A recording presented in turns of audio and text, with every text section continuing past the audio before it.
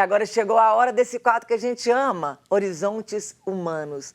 O nosso parceiro psicanalista, René Dentes, vai falar hoje sobre educação e alteridade. Será que precisamos entender mais o outro? Ô, René, alegria. Seja bem-vindo mais uma vez aqui, Obrigado, né? Moninha. Sua casa. Obrigado. É uma grande alegria sempre para mim estar aqui com vocês. Quando possível, venho presencialmente e estar aqui de qualquer forma com os nossos telespectadores tão queridos. Maravilhoso. René, eu falei essa palavra alteridade, né? E a gente vê que as pessoas até confundem com austeridade por causa de uma sílabazinha. Eu te pergunto, o que é alteridade? Alteridade vem de alter. Alter é aquele que significa, se refere ao outro, né? Então, é um olhar para o outro atento, deixando que o outro seja ele mesmo, né? Teve um filósofo que, no século XX, que ele era, inclusive, muito amado, assim, muito estudado pelo Papa João Paulo II, Emmanuel Levinas, um filósofo judeu, que trouxe toda uma ética da alteridade, né? E ele dizia, assim, que o outro, ele sempre nos escapa. Nós não conseguimos definir o outro. Qualquer definição é violenta, porque o outro tem o seu rosto. E o seu rosto é o mais profundo da sua subjetividade. Nós não seremos ele, então nós não podemos defini-lo. Definir o outro é aprisioná-lo, é violento. Nós temos que atestá-lo. O que é atestar? Reconhecer. O outro está ali, vamos escutá-lo. Então, essa ética de ter cuidado com o outro, de reconhecê-lo, é o mais importante que nós temos a fazer. E então a ética de eu ter cuidado com o outro é o significado de alteridade. Exatamente. A alteridade é sempre atestar o outro. É a relação com o outro. E a campanha da fraternidade desse ano vai falar de educação. Fala com sabedoria, ensina com amor. Isso tem tudo a ver com a alteridade, né? Exatamente. O Papa Francisco tem motivado algumas reflexões muito importantes e a CNBB também acolhe essas reflexões, né?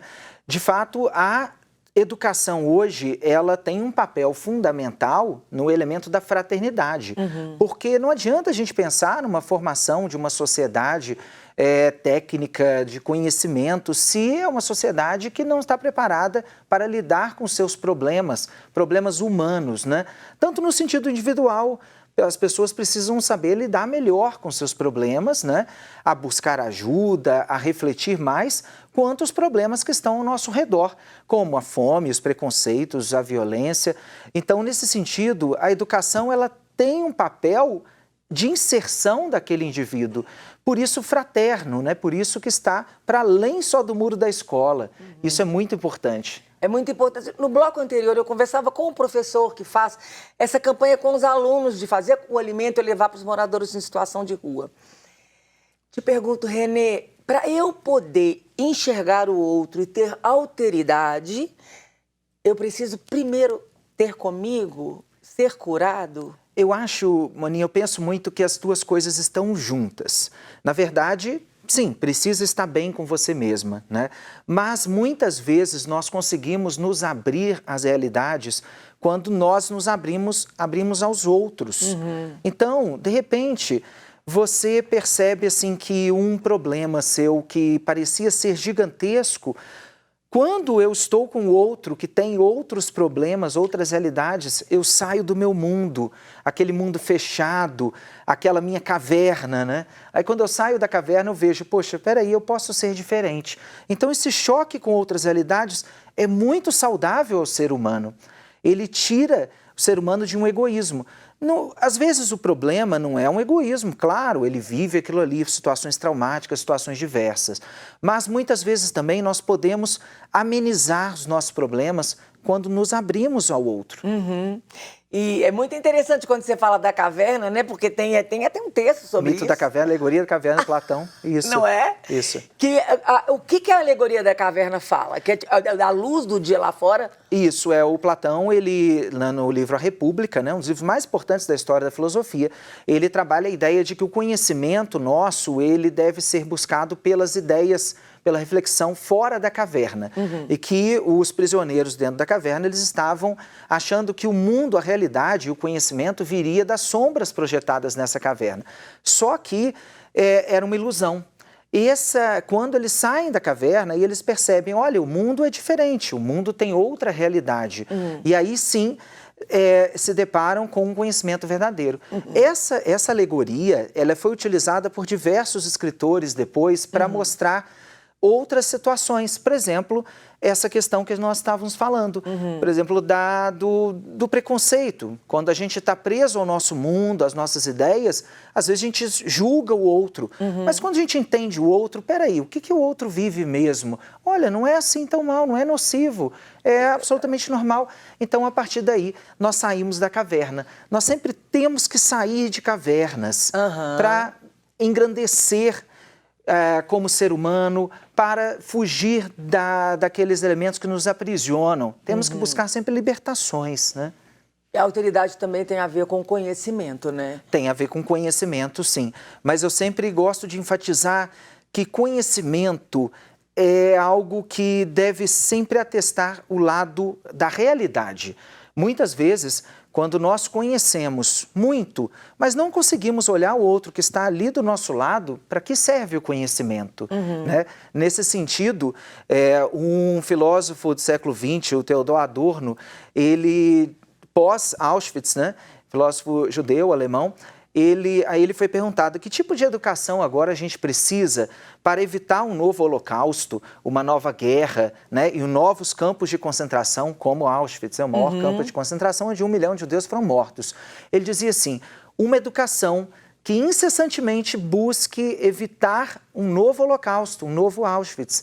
Ou seja, novo campo de concentração, uma barbárie que nós vivemos. Então, uma educação que verdadeiramente leve as pessoas à alteridade. Esse é o apelo da campanha da fraternidade, né? Educação e fraternidade. Vamos aprender a olhar as realidades ao redor, não só ver a realidade daqueles que estudam na nossa escola. Muitas vezes a escola nem faz isso, porque às vezes tem o nosso colega sofrendo bullying e de repente há não tô uma nem aí, porque não é negligência. comigo. Exatamente, mas mais do que isso, vamos sair dos nossos muros, né? Precisamos entrar em outras realidades. E isso, de fato, é algo que precisamos buscar incessantemente. Então, uma educação que contribua verdadeiramente para um mundo melhor. Renê, a gente está vendo esse conflito da Rússia com a Ucrânia. E aonde que a educação entra nisso? Então, nós vemos hoje uma guerra ideológica, né? De fato, há um conflito que eu acho que, como o Papa Francisco mesmo disse no Ângelus domingo, diz assim, olha, qualquer invasão, qualquer morte, assassinato não é justificado. Então, o povo da Ucrânia está sofrendo, mais de 1,5 milhão de refugiados, pessoas assim que estão no absoluto desespero, né? Não se justifica nenhum aspecto ideológico a morte, o conflito, né? É preciso resolver os problemas na paz. Mas muitas vezes o que está por trás são sentimentos de poder, de expansão, e nós precisamos parar com isso, né? Precisamos realmente acreditar na democracia, no pluralismo, no debate, para que aí sim a gente possa resolver os problemas de uma forma global. Não adianta resolver o problema só da nossa casa, da nossa família, do nosso bairro, do nosso país e o resto que corra atrás. Não.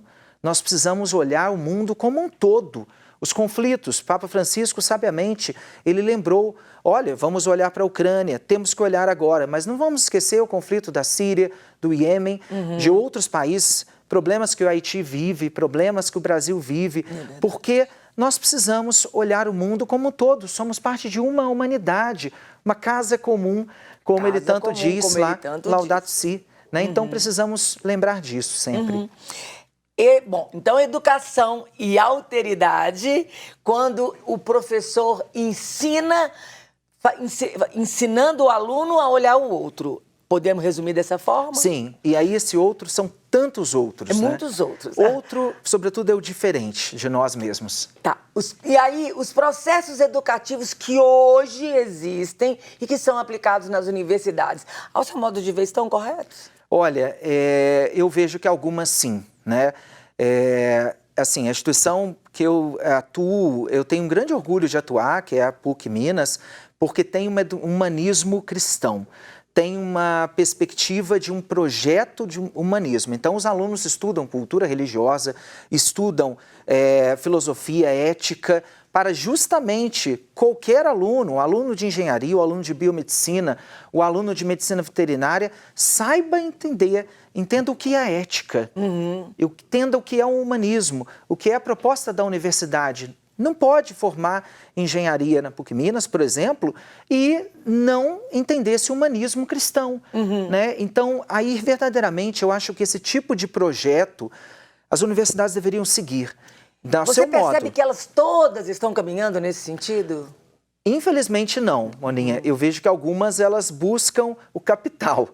E aí é triste, né? Porque querem só o retorno financeiro. Outras querem um projeto mais amplo. Eu acho que o humanismo, claro, não é uma perspectiva nem sempre cristã, mas um humanismo, uma ética mais abrangente, as universidades tinham a obrigação de seguir. Infelizmente, nem todas seguem. Renê, esse humanismo que você fala é a mesma coisa da alteridade ou ele é diferente? Sim, nós precisamos pensar que o outro, ele passa pelo outro que está ali à nossa frente, que tem um corpo, que tem uma memória, que tem dor, sofrimentos, que é humano, mas estendendo para toda criatura também, né? Para as criaturas não humanas, para todos que estão integrados no nosso meio, nosso universo. Renê, o problema que a gente vê nas pessoas de depressão, esse problema da psique mesmo humana, decorre da falta disso? Com certeza, Moninha, eu vejo que é muito importante que a gente entenda o seguinte, no momento, na segunda-feira, algumas pessoas estavam falando comigo assim, olha, eu não estou vendo as cenas do conflito na Ucrânia porque me chocam muito. E eu disse assim, olha, nós precisamos nos abrir ao sofrimento do outro, não vamos fugir disso. Eu sei que é difícil porque nós vivemos tantos sofrimentos, né, e queremos evitar, mas nós só conseguimos resolver as nossas questões humanas com o outro humano. Se a gente verdadeiramente der a mão ao outro, nós vamos conseguir resolver os nossos problemas. Não vamos conseguir nos fechando. O mal é o fechamento. No sentido teológico, o mal é fechar em si mesmo, é egoísmo, é ego, voltar a mim mesmo. É o contrário do alter, do outro. A abertura ao outro é a solução. Então, por mais que o nosso problema seja tão profundo, e às vezes a gente não consegue resolver mesmo, mas quando a gente se abre ao outro, pedindo ajuda, estendendo a mão, e aí nos unimos enquanto humanos, nós podemos resolver. Os humanos têm que estar juntos para resolver os problemas humanos. Renê, as redes sociais, que muitas vezes que deveria ser aquilo que as pessoas convivem, muitas vezes se tornam bolhas e grupos fechados, exatamente aquilo que seu aluno falava, eu não quero ver a coisa, então vou mergulhar na minha bolha. Exato. Isso também é um problema da Exatamente, atualidade. É um grande problema. As redes sociais elas podem servir para que a gente tenha contato com outras realidades, e isso é bom, mas nós vivemos essas bolhas, essas cavernas, né? A rede social pode ser a nossa caverna, pode ser aquele momento que nós ficamos sempre no mesmo, numa mesmice, né? Confortável, mas o ser humano não se enriquece assim.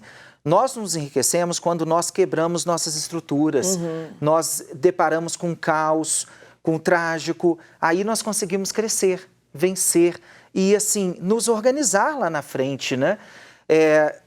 Se a gente pensar teologicamente, a função do Espírito é essa, né? Essa, dentre outras coisas, mas implicar numa abertura no ser humano. Uma cristologia do Espírito o Espírito fez Jesus se abrir ao Pai constantemente. Essa abertura foi aquele que mais se abriu ao Pai pela função do Espírito.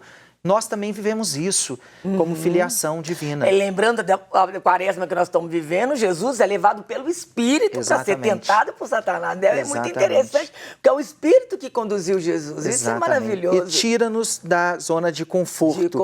Precisamos estar jogados, nos arriscar, mas sempre com a confiança e a esperança. É inabalável no Senhor. Exato. Renê, para a gente poder terminar, a gente vê muito que a educação virou comércio, né? Não todas, mas uma maioria. E é possível, o que você vê lá na frente? Não é possível uma mudança?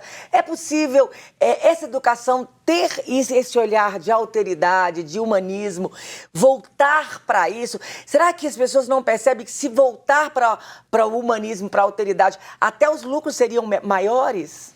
É, de fato, mas muitas vezes também é preciso um desprendimento para isso, né? Porque muitas vezes também as pessoas acham que o resultado é imediato, e esse é um resultado de muito tempo, né? Quando você cria uma cultura humana, uma cultura assim de fraternidade naquela instituição, pode se mudar. Eu vejo que quando isso é bem feito, vem também os resultados, porque hoje nós estamos num mundo que a educação não pode ser simplista, técnica só, né? As pessoas têm que aprender a lidar com problemas complexos. Então, uma educação humanista também é uma educação crítica e tem um resultado fantástico. Veja algumas instituições que fazem isso, que as pessoas saem dali muito bem preparadas e com um bom olhar do mercado, né? Eu acredito que tudo isso junto, humanismo, fraternidade, desprendimento, pode ser sim uma grande lição para os nossos tempos, inclusive para as empresas, por exemplo, pensarem nessa sua contribuição social. Foi muito importante as empresas do mundo agora, várias empresas importantes, boicotando, por exemplo, a Rússia nesse conflito, né? Tirando as suas fábricas de lá, parando a produção, porque não dá para aceitar uma invasão, um genocídio como está sendo feito. Né? Então, vamos reduzir lucros? Sim, momentaneamente sim, mas é uma atitude humanitária. É verdade, é necessária, né? É maravilhoso sempre conversar, né?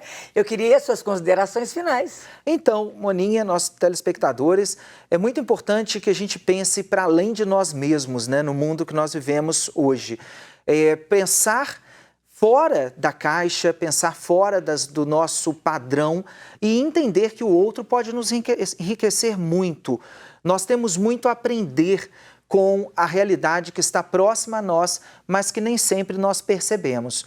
Isso é um grande motivo, por exemplo, da campanha da fraternidade, quando associa educação e fraternidade.